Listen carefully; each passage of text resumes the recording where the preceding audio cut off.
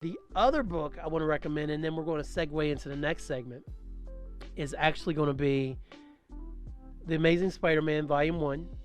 I don't know what series this is. There's been a lot of Spider-Man Volume 1s. This one is called World Without Love. And it's by Zeb Wells and John Romita Jr. I just finished reading that digitally, and I loved it. Thought it was fantastic. The best overall Spider-Man story I've read in years. Granted, I haven't read anything pretty much leading up since Grim Hunt ended, other than some Superior Spider-Man, and then this. I haven't read the entire Amazing Spider-Man run since I stopped collecting all the books. But this was one of the better Spider-Man books I've read in years. The best Spider-Man trades I've read in years. So I had written down somewhere in here, that Spider-Man isn't broken / the problem for comics / can't change ever.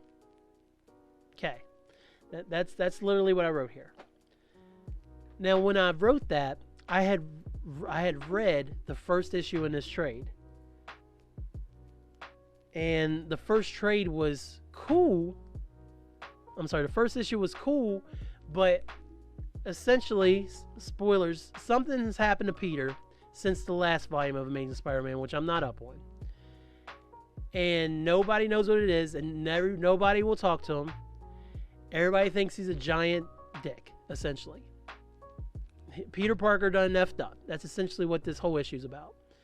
And so he lives in an apartment. There's a bill collector after him. Mary Jane won't talk to him. I know they had gotten back together at some point.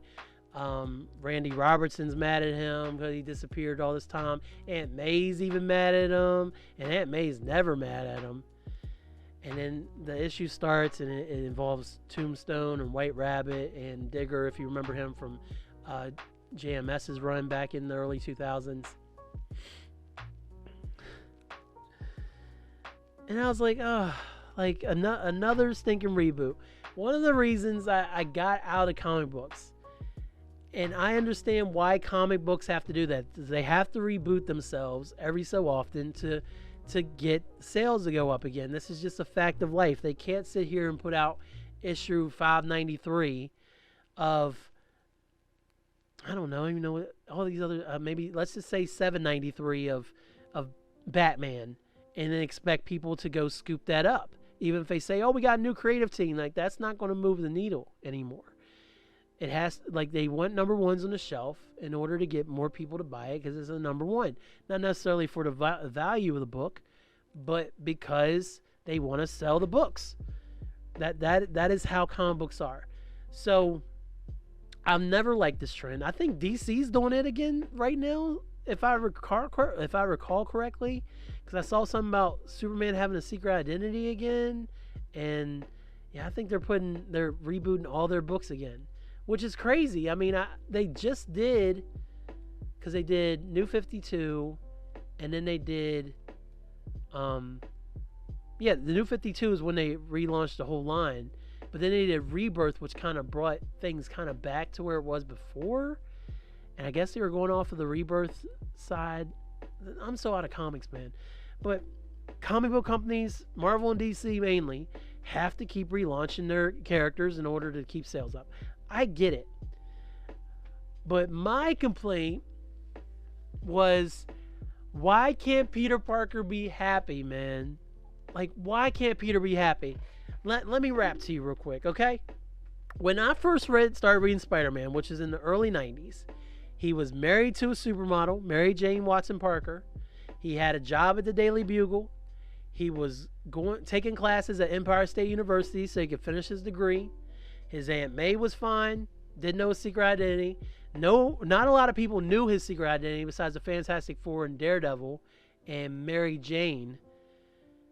So, and you know, he had a pretty, and Venom.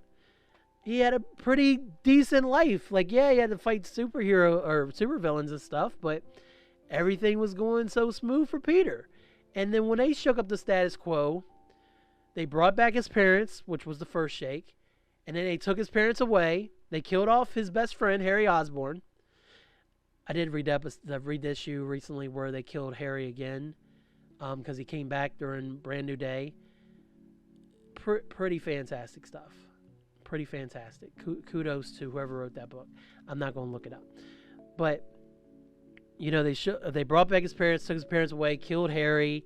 Maximum carnage happened in the middle of, right after Harry died, so they didn't give him a break. And then they brought back his clone. So they kept shaking the status quo.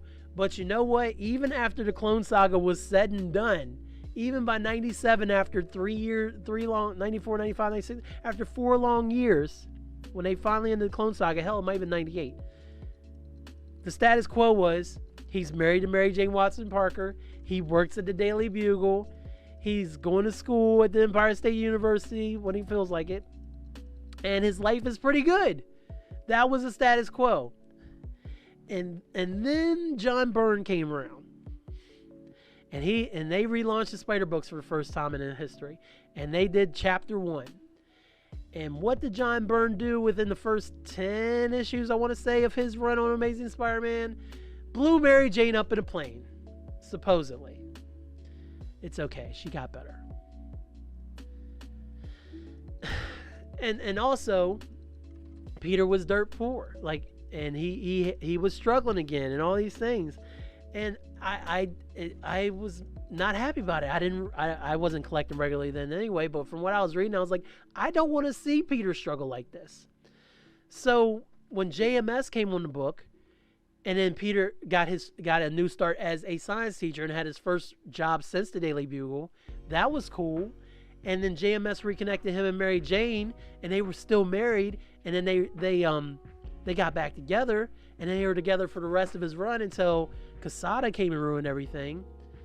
Again, the status quo was Peter Parker's happy with his wife, Mary Jane Watson Parker. They have their ups and downs. He is a superhero, but his life is good. And then they shook it all up and got him and Mary Jane broke up, and then Brand New Day happened, and one more day happened. And they shook it all up, and then they went from there. And then since then, Superior Spider-Man made his life better.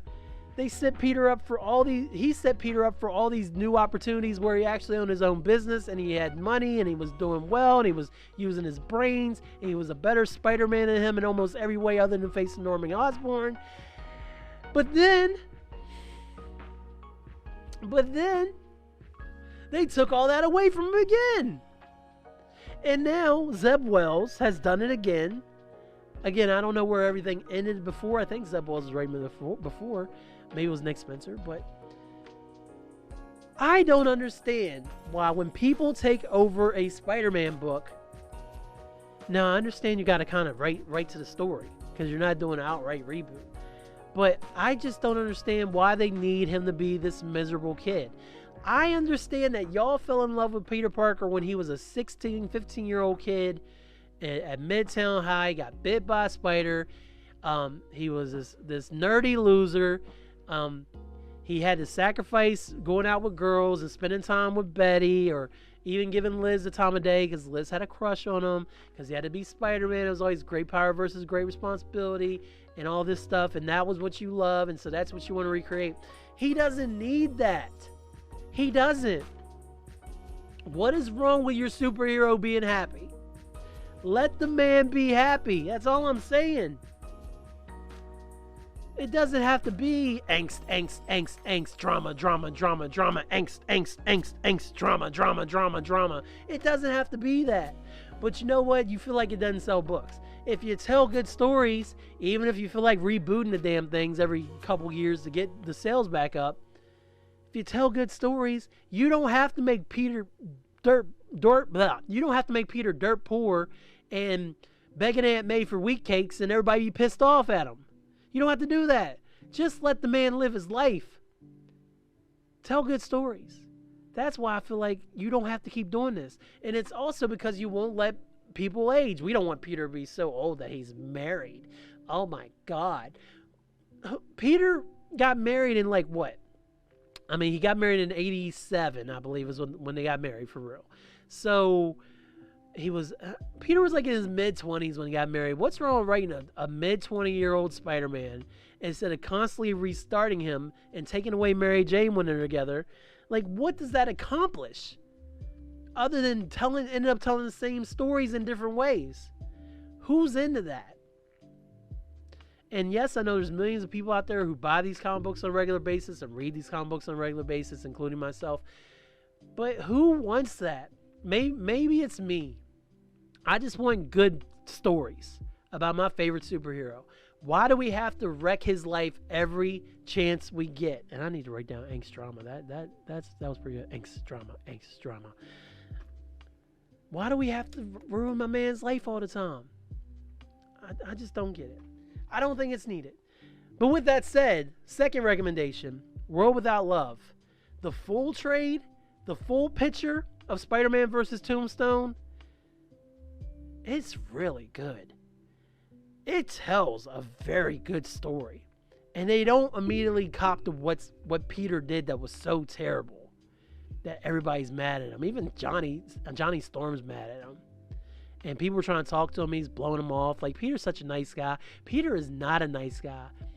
Peter looks like he's a guy that has 0 F's left in this world, in this trade. And I love it. I'm here for it. Because Peter Parker has been stepped on so much his entire life that regardless of what he did to get here, he deserves to give 0 F's and turn the other cheek a little bit, even towards his loved ones. He deserves that. He's earned it. So I'm all for it. So Zeb Wells and John Romita Jr. are telling a good story. I just don't know why we had to go through. I just don't know what happened for us to get here and why Peter is so bad off.